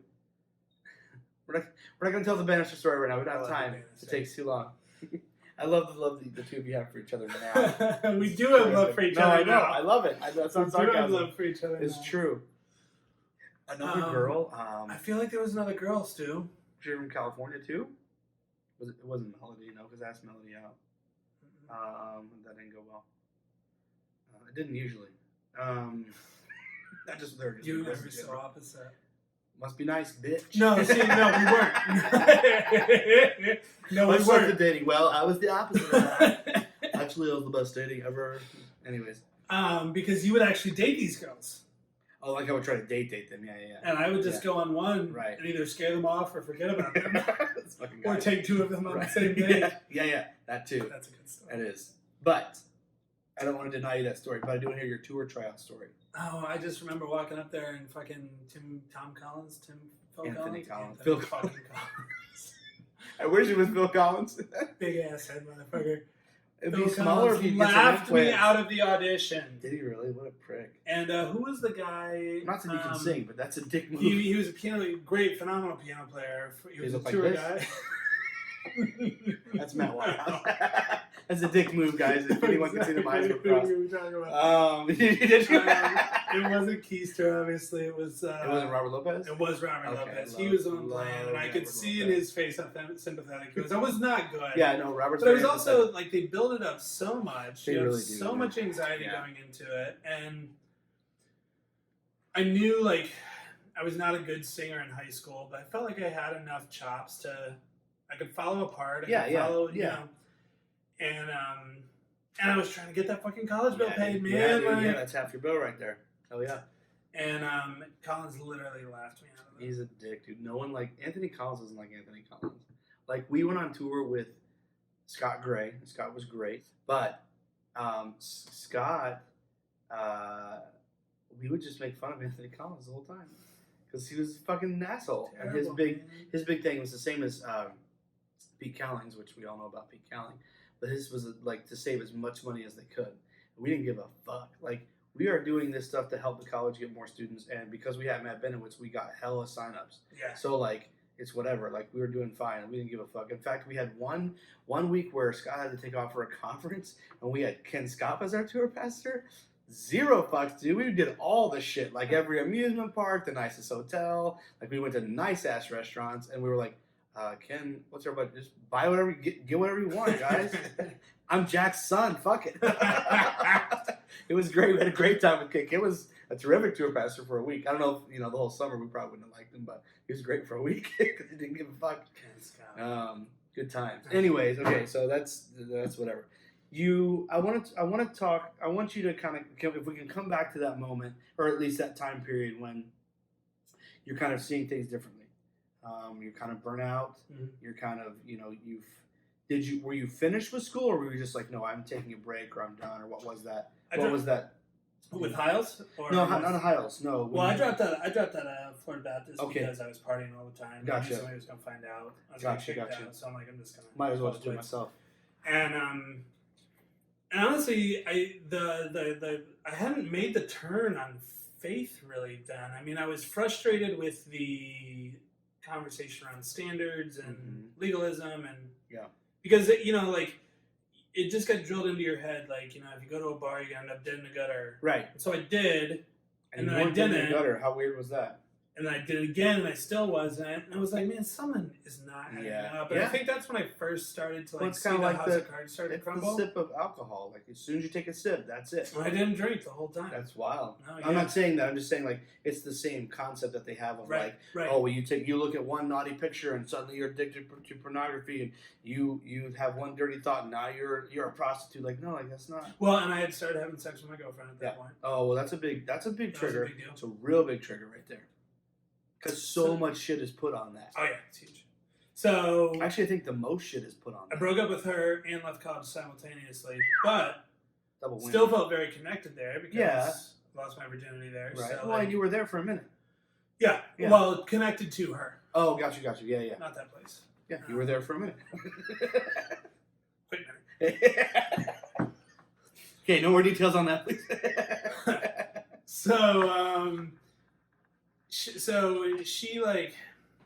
She came back into my life, or I came back into hers. I don't know. We broke up in November. That's when I left college. Mm-hmm. In February, we were talking again. In March, we were engaged. Oh, wow. In June, we were married. In August, she was pregnant. Okay, you're Baptist. And then all of a sudden, like, you're just back into it, right? Yeah. And by default, almost. Yeah. Like, there's no other way around it. Like, this is what it is now. That's what we're doing now. Yeah, I got you. For the next 3 years, so we left Rhodes Church, which was a huge deal. Fucked up my family. My parents are pissed. And that's your home church. That's where your folks go. Yeah. And we started going to a similar but different church. Why did you leave that church? She was pissed about something. Okay. I forget what, but that's why. Yeah. All right. That's why. And I wasn't unhappy to change. You weren't like, oh no, I fucking hate this. Yeah. Yeah. Like, okay, fine, let's go. So we started going to a different church. It was still independent, it was still Baptist, but a little different. Yeah. They used canned music. Okay. Did a little bit of CCM. A little more in the choir. Ecumenical, if you will. Yeah. Yeah. But still very Baptist. Yeah, like the principles, the teachings, the preaching is probably very similar. I did appreciate having had some theology training, now having a pastor who actually preached like expository sermons, and felt like he had a little bit better understanding of the Bible. Mark, is a good guy, and I think he probably is a decent theologian. This guy's pray, man. But when I was growing up, he was very much the preach politics from the pulpit. Right. It was all standards, preference, opinion, and very little theological content. Right. Very little theological content growing up. And I think he's shifted away from that a little bit. Good. I have a lot of issues with that church and that family. Yeah. But it was a refreshing thing to hear a pastor actually talk about Scripture. And at that point, I still cared very much about that. In like a constructive manner, not beating you over the head so much, maybe. Right. Yeah. Cool. So then, so we were there. That's a devolving process, though, because when you leave that home church, and people are upset about it, parents are upset about it, families upset about it. A huge shift. So, leaving the faith is something that I talk about a lot, whether it's on my personal Facebook page or here on the podcast. And I think there's some interesting perspectives that you can give us on where you're at now, which we'll get to, and then kind of what was, what was a breaking point or what kind of got you started. And I don't, of course, we all have our own personal lives, and there's some things that, people aren't comfortable sharing, some things that they are, and I completely understand.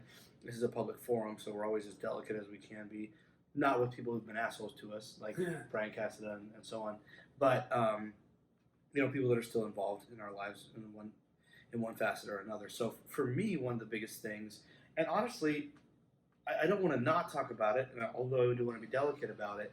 But for me, one of the big things in leaving was the breaking of a relationship. Whether it's divorce or breaking up with a significant other, that's something that I think for a lot of people, whether it's so often either the catalyst for what makes it all happen, what makes everything fall apart, or you have to completely rebuild, or it's the result of breaking away from religion. I've seen so many marriages and just relationships after they leave the religion or after they try to transition to something else, the relationship doesn't last. I'm not saying unequivocally every single time, but quite often that is the case.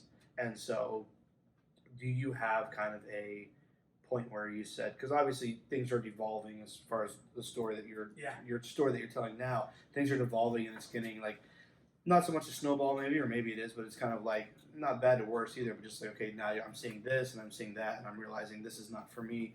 Was there a point when you were like, hey, this really isn't for me and I'm putting feet to pavement on it? Yeah. So I think like if you're drawing like a line graph of my like faith journey, I was definitely on a downward slope, but there was like this really significant upswing where, we had joined a new church. Yeah. I was a deacon. I was teaching a Sunday school class. We were very involved, but my home life was a real wreck. And there was a lot of verbal and emotional abuse, and that all came to a head. And so I made a decision to, like you mentioned, to end the relationship and leave my wife. Yeah. And when that happened, and it was very jarring, Stuart, because I think one of the things that we don't talk about enough is that people who have grown up in the cult have their complete social and emotional structure built into that. Our white picket fence is all set up for every single thing. That's your friends, that's your family, that's every single thing that you're connected to. And I think my expectation was, after hearing years of sermons of, bringing the lost sheep in and those kind of things, that there was going to be this emotional support structure. Right. And what I found was this complete vacuum. Yeah. And vacuum is the wrong word, because that would indicate nothing. Yeah. It went completely on its head. Yeah. And all of the people that everyone's shitting on you. Every single person. Yep. I feel that. It was violent. It was vitriol. It was awful, and I found myself completely unprepared for it. Yeah. How do you prepare for that? I don't think you can. Yeah. I don't think you can. And I think people who have more, what we in the cult, so a lot of people understand this, what we would call secular knowledge or real world experience, are more prepared, because we've been so incredibly sheltered. Even going out in Tampa, even living it up, even enjoying, whatever parts of life you enjoyed, maybe sans religion, you're still not ready for something like that. No. And in my opinion, your support system, like you're saying, your structure, your job, your spouse, everything comes out of that community. But on top of that, since you were a child, and this is not to be sexist at all, but there's kind of a prevailing notion that the wedding day is primarily for the bride, right? Like that. I'm not saying that's the case. I'm just saying that's a prevailing concept in our culture, or at least in our subculture. But on top of that, even as a young man, since you were a child, you were going to either work in full-time Christian service or support someone who did. You were going to be a part of the church, and you were going to have this pristine family. You're going to be there every Sunday morning, Sunday night, Wednesday night. And like, if this is something I've talked to my therapist about a little bit recently, if that doesn't happen for you, or if that exact version that you picked in your head as a young adult, as a teenager, as a child, when that either happens and then is blown apart, whether you blow it apart or someone else does, I don't give a fuck. The fact that it gets blown apart, it just everything is like, oh my God, like now my life, I think a lot of us, maybe not everyone, but I think a lot of us, when that happens, or when a version of that happens, it's like, now I'm no good. I'm broken, I'm no good, and the people, like you were saying, sorry I'm on a tangent here, the people, like you were saying, that you thought would be there to support you and help you through this, are not only not supporting, they're being detrimental to you as a human being. Yeah. It's not about growth, it's not about health, it's about you're the bad guy now. Fuck you. Don't ever come back. Don't ever darken our doors. Don't talk to us. Don't message us. Don't reach out. Not even saying you were reaching out for help. Just to, continue to have a relationship. It's not going to happen. Right. In fact, I'm going to use you as a sermon illustration. I'm going to talk down to you, whatever it is. And so I think that is something that needs to be talked about more. We don't have to talk about it extensively here, but just that notion that when you grow up, this is how it's going to be. When I grew up, I want to be a fireman. Well, when we grow up, we have this notion of how our life is going to go, and we've worked really, and it's not just like pie in the sky. Most of us, and I'm not just saying men, all of us that grew up in the IFB worked really fucking hard to make sure that our life went exactly how our pastor, our parents, everyone told us it had to go. And then when it falls apart, it's like it's not a suicidal thing, but it's just like, and maybe for some people it is, but it's just like, it's over now. What the fuck am I gonna do? I think that was a difficult. I definitely had sitting in a car with a gun in my lap at some point. You know, like, I found myself feeling very frustrated. You know, especially as I was putting a new marriage together, and I had all this baggage from the partying in Tampa and stuff. You know, I did Reformers Unanimous. I did the counseling. We did all this stuff. So I had done a lot of work, and I found myself really frustrated with God, you know. Because you're not enough, or? Just that I've done all the things I was asked and supposed to do. Oh, okay, yeah. I've met all of the expectations. And now I find myself in a situation that's actually harmful to me. I'm married to somebody who hurts me, who's bad to me. Mm-hmm. And I'm not trying to excuse the fact that I'm ending my marriage. Right. I knew what that decision was. For sure. I wasn't trying to be flippant about it. I just wanted somebody to be there for me. Yeah. And to find, like you say, just not only an absence of support, but a complete attack. Yeah. Devastated me. Yeah. Completely devastated me. Yeah. And so I stepped completely out of church. Yeah. And really had a, you know, atheist, agnostic, whatever you want to call it, phase where I was just like, done. Right. Fuck it all. I don't have use for this. This failed me completely. Yeah. All of the things that I expected out of it when I needed it were not there. Yep. And to be fair, you know, in my faith journey, I think I've learned that those expectations are bullshit. Yeah, no, they're wildly unreal. You know, the cult teaches us to have expectations right. of our faith and of the people around us in our faith that are just completely bullshit. Well, they're not bullshit. They're bullshit, but when you're on the inside and you're going through the motions, they seem like they're not bullshit. And it's not until you're on the outside that you see how much bullshit. That's when you need them. But that's when you can really see that they're bullshit. You can't see it on the inside because everyone is, oh, great job, brother, and oh, you know, when everyone's coming over to your house for this or that, and you're going to their place and everything's cool, and everyone's, you know, circle jerking it until you get out and you're like, well, and you're taught so specifically to ignore and forget about the people that leave the circle. Yeah. Oh yeah, big time. And that's why that it never crosses your mind that we're not doing the things we promised these people we would do, because you're just taught to forget about them, to ignore them. They're the lost, you know, that fit. There's a curtain there. Yep. And so you never are given the opportunity to think about, like, wait, why aren't we helping that person? That's what we promised we'd do. Because you excommunicate them. Yeah. And it's the same with family too. You get rid of them because they're not serving your needs. They're not part of the cult. They're not whatever. And you become that black sheep. Like I called when I had my first, and I won't go into that in great detail, but I called you because you were the black sheep. I was. You were my freshman roommate, black sheep, and I was like, oh my God, this thing, I'm not going to get into it, but this thing finally happened, and you were the first and only person I called. But isn't it amazing that, like, for those things that are so taboo to that conversation, the people that we find a safe space with are the people that we've been told to forget about. Not associate with, you know, and it's interesting to me that it takes so long for so many people to connect those dots, because I know the experience that you and I had with each other in that moment at that time is not a unique experience. Oh, fuck no. No, there's no way.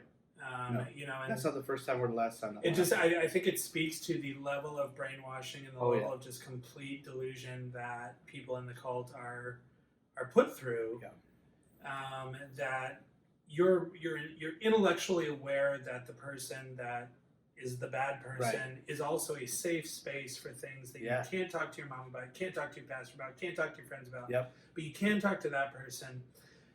And we know that intellectually while also believing simultaneously that we can't talk to that person about literally anything else. Yeah. And you can't let anyone know that you're talking to that person. And the contradiction there is so fucking vivid. Yeah. But you just don't see it, Mm-hmm. and it's a really devastating realization, and so the years that followed that, so really these last 7 years, because after that separation, I moved up here to Daytona, which is where I'm at now, and since I've been up here, I've done some non-denominational stuff. I've been here and there and everywhere while also combating parents that are still in the IFB, while rebuilding a relationship with a sister who's come out of the IFB but is still faith connected. Right. While having a brother who replaced me as the missionary golden child, that's always fun. So there's been all of this kind of happening in the background while I've also been trying to really confront my own faith ethic and understand what that looks like. Yeah. The last, Can you explain that term to me? Because you used it earlier, and I was very interested to hear, what does that mean? What's faith ethic to you? So I've been, I'm sure a lot of your viewers and listeners are connected to some of these expat Facebook groups, with like the Hyles expats or just IFB expats, and it's been really interesting to watch those conversations happen over the last couple of years, and as I've been going through my own faith journey, and to notice like the difference in conversations that people have, and I'm convinced right now that like people fall into one of like 3 buckets post IFB, people that are expats that have come out of the faith. Right. The first bucket is the people who just like the pendulum swings completely. Fuck all of it. They're atheists. God's not real. Right. Whatever. And then there's kind of a middle ground of this like non-denominational, faith connected, IFB rejecting. They still definitely identify with faith, with Christianity, but they are really rejecting of the kind of legalism or right. And then there's the group that is still I call them like IFB light, like. They still kind of are connected to the IFB, but they've really separated themselves from the abuse. They are very condemnatory of a lot of the really ugly things that have come to light. And there's a conversation happening between those three groups that's really fucked up. Yeah. Because they all fucking hate each other. Right. Not all of them, but a lot of them do. A lot of them really do. Yeah. And they have really difficult conversations with each other. And I think that's an interesting dynamic. I heard a podcast, so Good Christian... Sorry, really quick. I think when you start here, these guys that are swinging the pendulum super hard, I could be wrong, because this is probably the group I'm the closest to. I feel like these guys' conversation, these other 2, nothing against them, like these guys are the easiest to talk to, because they're just like, oh, I don't care. Okay, whatever. Or do you agree or disagree with that? I disagree because I think that this group has the biggest problem with this group. With the IFB side. Yeah. I can see that. Because they want the separate. They're okay with this group that has taken the name off the sign. Right. But the group that still has that identity, they still go to the family dinners. They still go to Sunday morning, Sunday night, Wednesday. This group is saying to these guys, how could you? Yeah. How dare you? I get it. Okay. Sorry, continue. And don't say you're not a part of it when I've had that conversation. In practice you still are. So I was listening to a podcast about a year ago. So great podcast, good Christian fun. We don't promote any other podcasts here except my mother's podcast, so we'll go ahead and edit that out. No, what's it called again? Do they have a site? Good Christian Fun. Good Christian Fun. Yeah, okay. Look them up on Facebook or Okay. Instagram. Cool. A couple of Christian kids that are really, they talk about Christian pop culture, but they also have some really in-depth conversations about faith and faith journey. And they were talking really in depth about. By the way, Andrew's nail is not painted. That's no, I smashed my finger. When I landed, I was like, I know you're into some shit that I'm not into, but I was like, I don't know about this one. You're gonna have to tell me what rock band you're in. So anyway, sorry, go ahead. So they were. I just saw your finger, and I was like, I want to explain. They were having a conversation around purity culture. Yeah. And and that's another podcast. But that's another couple podcasts. They had a conversation about sexual ethic. Yeah. And just the idea of like what you believe about sex and consent and these kind of things should dictate how you actually practice sex and consent. Yeah. It's one thing to say, it's another thing to do it. Yeah. I thought that was a really neat package to put faith and practice in together. Yeah. And so I've just kind of been trying to like work through this idea of like what my personal faith ethic is. So you're coining this phrase for us. You're telling us. Maybe. I don't know if I'm that smart. But, here's what I believe theologically. Yeah. Here's what I believe spiritually. And how does that then translate to how I live? And more specifically, how I interact with other people. Yeah. The conversations that I have. I find myself frustrated, Stuart, when I watch the conversation that's happening right now with the expat communities. Are you kind of like, why can't we all get along? A little bit, Yeah. and that sounds really touchy-feely. No, it's not. There's a reason that phrase has gained so much popularity, and it's not just because of who said it. It's really true. Like, that we all have such a similar background, and I think at the core, especially all three of those groups you're talking about, I love the distinction you made. I think we all really want the same thing, and that is to put the past behind us, and then that's super cliche, but put the past behind us and move forward into some new place of understanding, whether it's not caring about spirituality, whether it's caring about it deeply, or whether it's having a full understanding of what it looks like to us and being happy in that understanding, whatever it is. I think we all want something very similar. I want to be super clear. It's different. I want to be super clear, because specifically with the cult that you and I came out of, there's a caveat here with the conversation around abuse and sexual abuse specifically. You know, and I do not think that there is room in the conversation for abuse apologists. Explain that for me. Abuse is abuse. You need to condemn it. Right. And call it what the fuck it is. Whether it's verbal, sexual, spiritual, doesn't whatever matter. it is. Yeah, abuse is abuse. Yeah, and nobody in the conversation. What's a verbal apologist, though? Or abuse apologist? So somebody who says, well, I know they did something bad to you, but they're still a good person. There's no but after that, though. Right, exactly. Okay. And the but is where it ends. That's where it stops. Yeah. That's where the line's drawn. And there's also absolutely no room in the conversation where somebody who has not been abused gets to tell a victim how to process their abuse. Agreed. Period, full stop. Agreed. Yeah. You know, I'm an abuse survivor. I cannot believe that we're this far in and you just said full stop. That's my new phrase. That's Andrew's new phrase. So the fact that he just said it, that's very interesting to me. Sorry, continue. No, so, you know, I'm an abuse survivor, and I actually witnessed a conversation online not long ago where, you know, there was a difficult conversation happening around some people that you've talked about on your podcast. Sure. And, you know, and some comments were made, but what?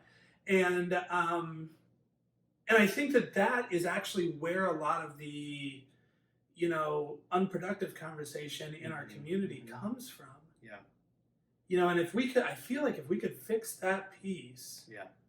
Listen, if you're at a place in your faith journey where you still, because of your family, because of your job, because of whatever, need to stay connected to an environment that I'm not comfortable with anymore, but you also can recognize what's wrong, call it for what it is, and stand your ground. I'm good with you. Yeah.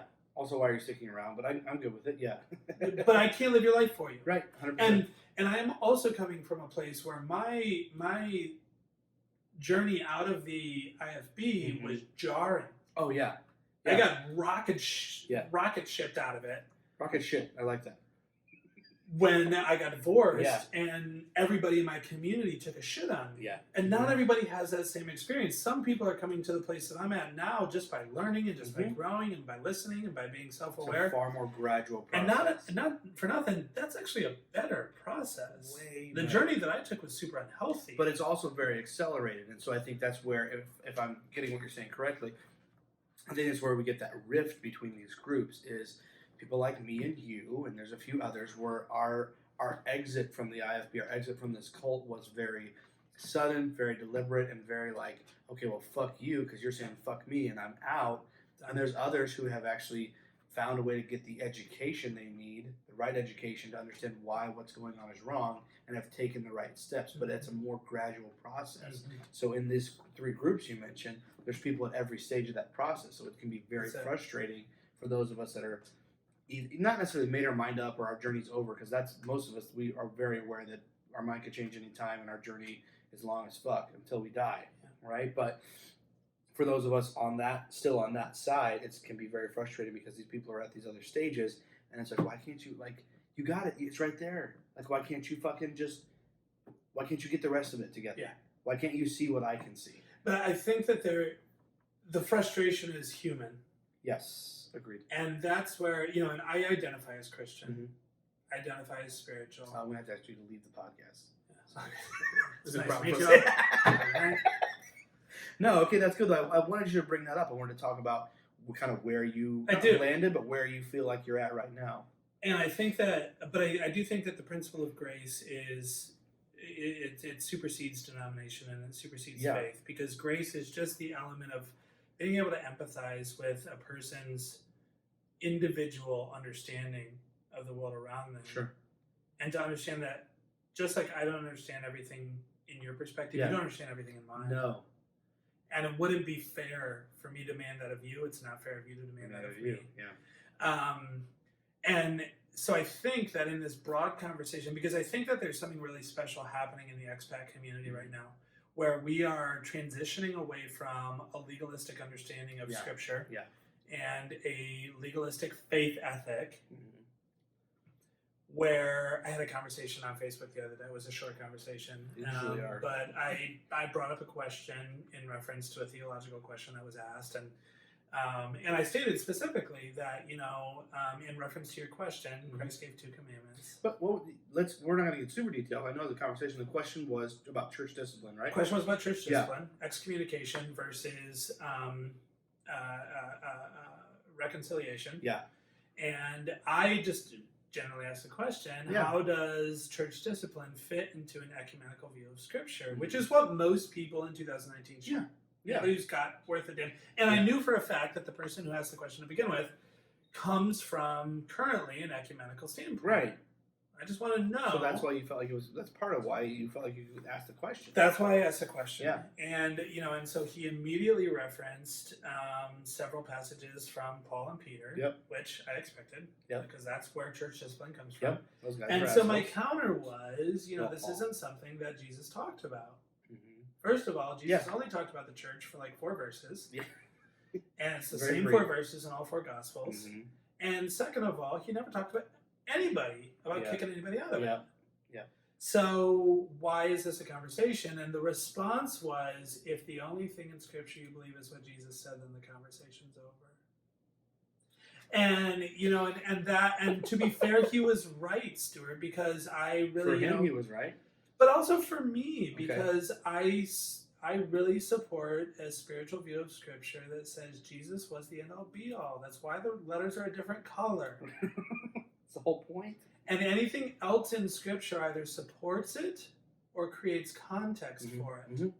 But it doesn't give us faith in practice. And so when I talk about faith ethic, that's really what I'm trying to talk about. Is that I want to be living my life in a way right now where I love and appreciate the words that Jesus said. Sure.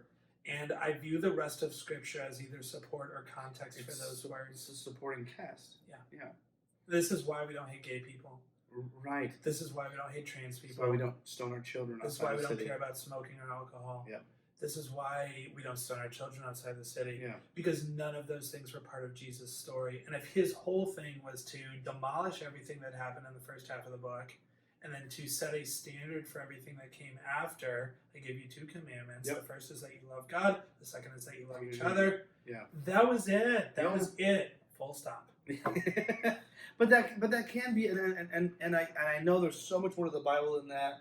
And how are you going to have church every week if that's all there is to it? I understand all that, but the truth is, what is it on these? The only explanation for that is hang all the law and the prophets, right? On these, that's really it. If you fucking listen to a lot of the music, everything, the movement that's going on that says to love people is such a beautiful thing, and it's huge and all encompassing, and it's worldwide.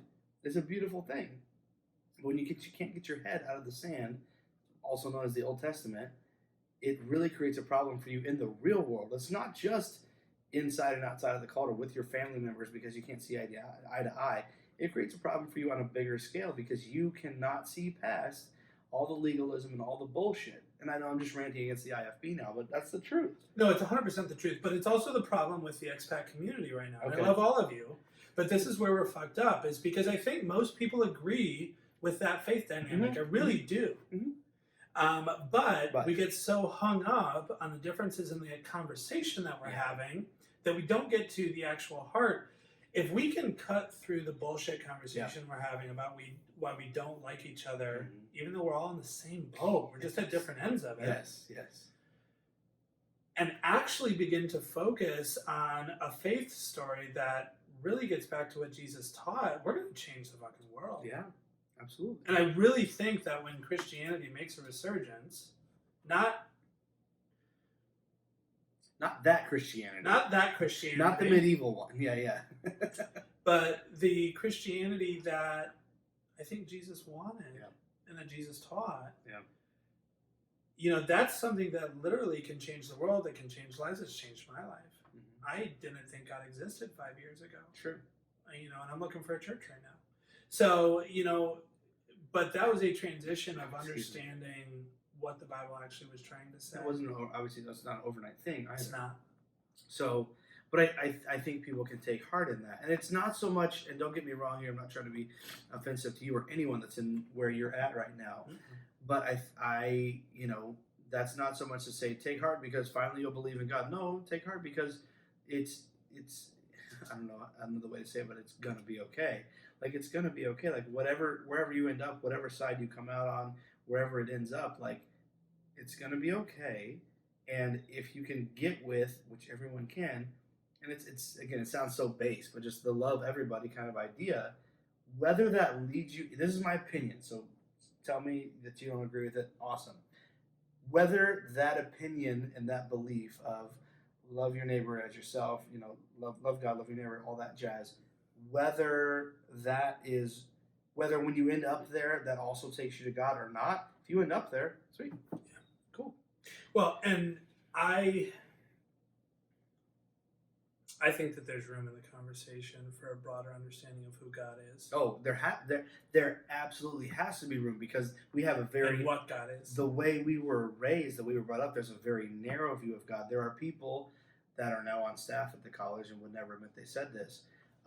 Actually, the president of the college, of Hyles-Anderson College currently, that I was told that they said by my parents, who had considered a very reputable source, that they were told by Jack Scott, so I know I'm all over the grapevine here, but it really goes back to the main guy, that God, he sees God as a very angry God. Like our God is a very angry God.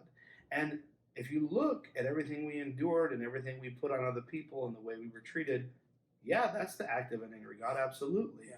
But again, when you can come out the other side or on your journey as you're going, you find this, whether you find that God or not, there's no room, there's no place for that. Now, and I don't get into politics on here at all, but like just looking at the temperature of our nation, that's not the right way to say it, but like there's a lot of anger, a lot of divisiveness, a lot of people that have this team mentality of my way or the highway and my team's right and I don't care what my team leader did or didn't do. Like this is who I am and I find my identity here. And I get all that. And I think in some ways there may be a place for that, but it's quite often misguided because you can't see your neighbor and you can't see, all you can see is the other team and you can't see like, hey, that's another person. I think we were talking about this earlier, talking about maybe meeting, you know, famous people or people that have been infamous, I should say, and not even necessarily just people from today, just people in general that have made a name for themselves but are quite infamous. And when you meet them in person, they're not mean. And I'm not trying to change anyone's mind about anyone. That's not the goal here. But like the interpersonal relationships that they have, like I won't give any names, but I heard a guy recently talking about a world leader that a lot of us have great disdain for, and he said, "This guy's one of I know you guys don't like him, but he's one of my best friends. He did this for me and this for me and this for me, and the reason I won't bring his name up is because I'm not trying to divide anyone because it's so easy to do. But when you think of other people as just people, and I'm not saying I've got to be careful because I'm not saying that people aren't defined by their actions. They absolutely are. That's not to say that one person can't be nice to someone to be a total dick to someone else or a whole other race or country of people. Absolutely, they can. But meeting someone face to face and in person is quite often is very different than the conversation that you had on Facebook. I think that if you look at the story of Christ and you contextualize it in the bigger picture of like the human journey, the only people Jesus beat over the head with religious people. It's true. He got drunk with whores. Yeah. He hung out with his boys. Mm-hmm. They went fishing. Yeah. And along the way, he tried to teach some very important lessons about how to interact with each other. Mm-hmm. And he tried to point people back to something that was higher than himself. Yes. Okay? So if that's your context for who Christ is, and then you look at the Bible as either supporting or contextualizing that story, then it's really easy for me to get along with Muslims. Yeah. It's really easy for me to get along with Buddhists because they're all approaching life in the exact same way. It's the exact same story. Yeah, it's the same narrative. There's a guy Yep. who tried to take a big picture look at the world and the human journey, who tried to point people to something bigger than himself and also encourage them to get along with each other while they were doing it. What is wrong with that? There's nothing wrong with that. And that's the way it should be. And that's why I'm very hopeful for the group of us that have come out of the IFB, because we have a very strong theological understanding of Scripture. And not for I support everything that people believe, but the Bible, the Christian Bible, is a very big part of the broad faith conversation. Fulcrum, So it's worldwide. Yep. If we can create a conversation within that says, hey, you guys are looking at this too macular. One-dimensionally, Pull your microscope back a little bit. There was a dude, he was on Earth for 30 years. Yep. He really cared about getting people. 33. How old I am. See? The age of Christ. You fucked it up. He wanted people to look at something a little bit bigger than themselves, and he wanted them to get along. And so faith ethic. Yes. If that's how I approach my life. Yeah. If I'm walking into every day saying, am I living in a way that's bigger than myself? Mm-hmm. Am I doing my very best to get along with the people around me? To love them, to encourage them, to lift them up, to be a force of positive change in their lives. Yeah. I'm succeeding. There's success in that. Yeah. The success that Christ would have wanted. I think so. Yeah, I really strongly believe so. Yeah. I really think so. I agree with that. And if you decide not to identify that principle with Jesus Christ our Lord, it doesn't have to be. It's not. What's the word? The end goal is the same. It is. Yeah, the end goal is the same. I'm trying to remember. It's a word that a phrase that Josh Owens helped me understand better. Mutually exclusive. Mm-hmm. It doesn't have to be Jesus in the Bible. It can be, Buddha and what would that be? Some Tao. Well, but then you really get to enrich your life with there's some beautiful tradition out there. Speaking about the Talmud, the Jewish tradition. Mm-hmm. One of my best friends in the world, Scott, is Jewish, and he's introduced me to some beautiful Jewish traditions. That I never would have encountered with the closed-minded idea of. So you were you crucified Christ. Right. Well, and you're too busy trying to convince Jews that Jesus is the Messiah, and you're so focused on that there's nothing else.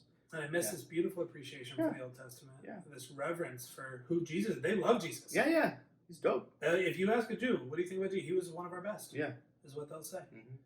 Mm-hmm. And so then you start to get this really broad understanding of the world that we live in and the human experience. So just pulling back from that and kind of allowing yourself to see the bigger picture, the life enrichment that comes from that alone. There's so many things that make it worth it, I believe. But just the enrichment of your life. This is my example of that, and this is something that I got some eye roll GIFs on Facebook for, and that's fine. But I posted GIFs. GIFs. I knew someone would get me eventually.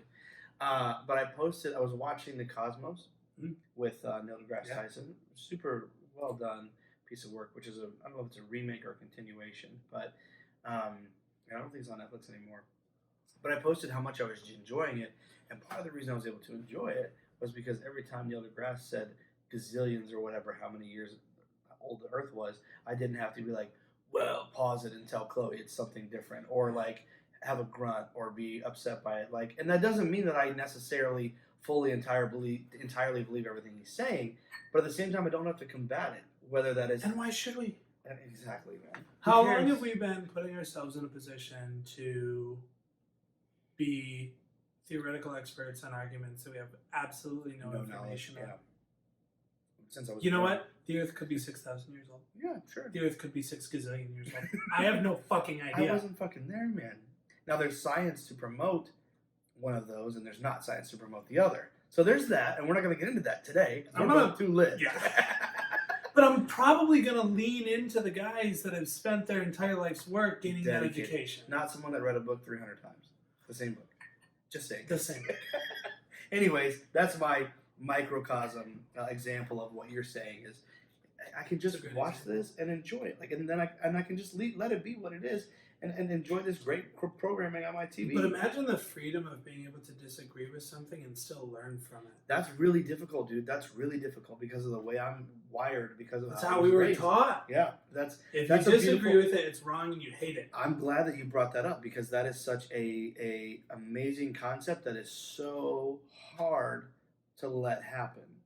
It's so difficult. So let's pull that back to the conversation that started this with our Yeah. 3 buckets. Yes. Mm-hmm. So, folks, I love all of you, but there is room in this conversation to say, I don't have your experience and I don't necessarily agree with it, but you have something to teach me. Yeah. And if I can set aside my prejudice for a minute, because that's what it is, Mm-hmm. if I can set aside my prejudice for a minute and just listen to you, to understand you, to empathize with you, because at the end of the day, we all come from the same place. Yeah. If you're in one of those 3 buckets, we all have this, that we were brought up the same way, went to the same college, went to the same high school, whatever. We've got the same background. Mm-hmm. There is room for empathy to say, I don't 100%. necessarily agree with you, but I can learn from you. Yes, dude. From everyone. And in learning, you'll find agreement. Yep. Yeah, exactly. Yes, I like that. You'll find agreement. Yeah, it's a beautiful thing. In learning, you'll find agreement. Well, unless I don't want to keep you from anything, but That's I think a great thing to end. that's a great way to end it. In learning, you'll find agreement, and that doesn't necessarily have to be your goal setting out. Maybe you could just be, trying to have a conversation without getting pissed off for once, which is What a hard great for goal. some of us, but it's a beautiful goal. So, thank you for allowing me into your studio here, Andrew Gall. This has been an amazing tour we had, and I honestly, in all sincerity, I'm so happy that we were finally able to do this. Me too. I say that often, but this is a very special episode for me, so I'm super grateful that. Cheers. Cheers. That you can have some of your ice. That we were able to finally make this happen on Not Your Mother's podcast, and I don't really have a set outro, but I do always like to say that I'm grateful. This is a fairly long episode, not our longest, but this is fairly long. So if you have stuck around for this reunion, 15 years in the making, 15 years. and this podcast at least a year in the making, and this discussion between me and my freshman roommate, then I'm grateful that you guys took the time, that you stuck around this long. I hope you enjoyed hearing from Andrew Gall. You can look him up on social media. I'm sure he'd be happy to get in an argument with you about something. No, just kidding. But if you have questions for him, feel free to message the podcast or drop them here. He follows the podcast, so he'll see your questions, or we can answer them. And we can message him, and he can answer you via us. But thank you guys so much for sticking around for this episode, very special episode of Not Your Mother's Podcast. Cheers.